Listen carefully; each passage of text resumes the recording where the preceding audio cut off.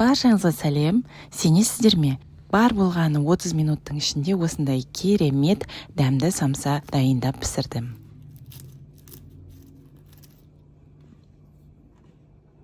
Бұның құпиясы неде десеңіз, дайын қамыр сатып аламыз да, начинкасын, қоспасын өзіміз тездетіп дайындай қоямыз. Үйіңізге күтпеген жерден қонақ келейін деп жатырса, немесе балдарыңыз тәтті тамақ сұраған кезде, осылай тез дайындап пісіріп беруіңізге болады. Өте дәмді, қытырлақ және де құрамы начинкасы жуамен еттің согымен өте сочный болып піседі.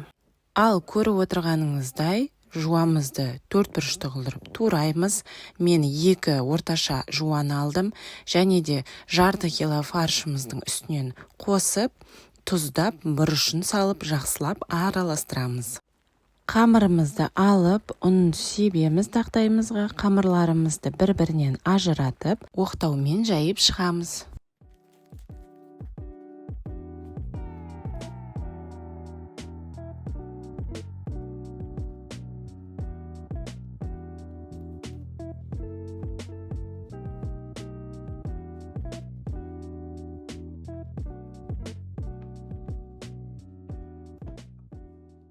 Самсаның пішінін өзіңіздің қалауыңызша жасауыңызға болады. Мен кәдімгі 3 бұрыш самса жасадым уақыт үнемдеу үшін. Және де бұл әдіс сіздің уақытыңызды үнемдеуге және де ақшаны тиімді жұмсауға көмектеседі деген оймен бөлістім. Себебі бұл әдіс бойынша мен қонақтыққа да дайындаймын, үйдегі балдарыма да дайындап беремін. Магазиннен 250 теңгеге сатып алғанша өзімнің етімнен дайындағаным дұрыс деп ойлаймын. Сіздер қалай ойлайсыздар? Комментарияға жазып кетіңіздер.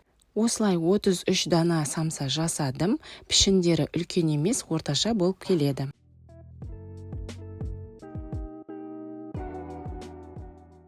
Мінекей самсаларымыздың бәрін дайындап қойдым. Енді бетіне бір жұмыртқаны жарып, үстінен кішкене ғана бір шай қасық сүт құйып, араластырып, жақсылап самсаларымыздың бетінен жағып шығамыз кисточкамен, және де әдемілік үшін үстінен кунжут сеуіп шығамыз.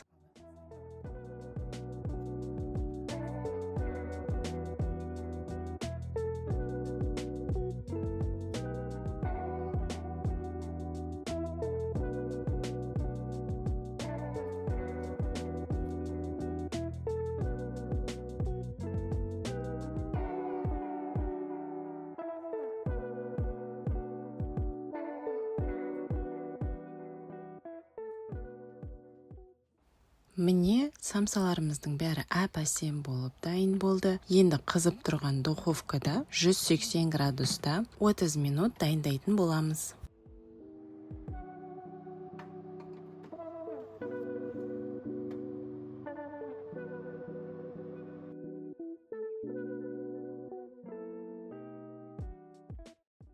Көріп тұрғаныңыздай әп-әдемі дәмді самсаларымыз тез арада дайын болды. Менің рецептім ұнаған болса лайк басып, комментарий жазып отырыңыздар. Тіркелуді ұмытпаңыздар. Сау болыңыздар.